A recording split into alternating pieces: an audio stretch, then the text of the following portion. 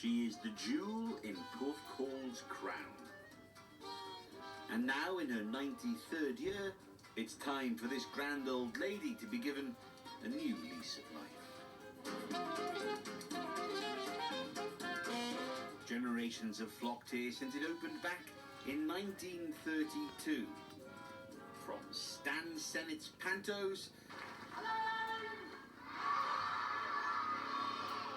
to political conferences, they've all seen it at the Grand Pavilion. All this has to be ripped off, then, I take it? Our guide is Kerry from the Owen Trust, which now operates the site.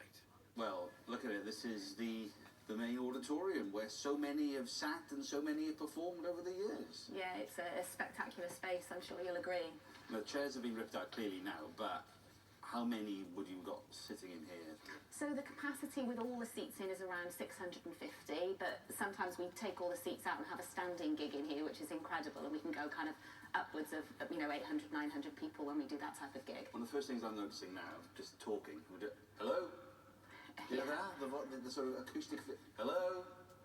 It's sort of echoey because of that roof, I suppose. Yeah, the acoustics are amazing, and I think that kind of adds to the atmosphere, really, of what is a really special space, you know, acoustically, but just generally in terms of the whole kind of magic vibe of the whole space, really, with the lighting and the dome features. It's an incredible space. Those light fittings, they'd be original as well? Yeah, the fittings are original, and I can tell you it's a heck of a job trying to change the light bulbs when they do go. And Kerry, you brought a book with a history of pictures of this place? Absolutely. So this book was written by our great friend Keith Morgan, who's sadly no longer with us, and Keith documented many of the great performers that have been at the Pavilion. And show me a picture of one of the great performers. One of the great performers is, in fact, little old me performing in one of the school shows as Mrs. Anna in The King and I. A very special moment. There are so many big names who performed on this stage. Tom Jones, Catherine Zeta-Jones, Ruth Jones, Cilla Black, and Harold off Neighbours. But now with this £18 million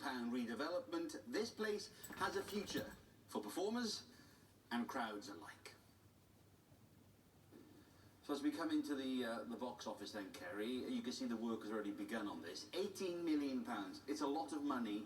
Why did you need to spend it? Well, I think as you look around, you can see that the building is in kind of significant dilapidation now, and so we really needed investment to preserve what was here, but also to develop new facilities to make the venue totally accessible, which it will be following the redevelopment. And here's an idea of how it'll look, keeping the best of the Art Deco style, but adapting for the 21st century. It'll take 2 years for the work to complete before we see the grand reopening of the Grand Pavilion in Porthcawl. Rob Osborne, ITV News.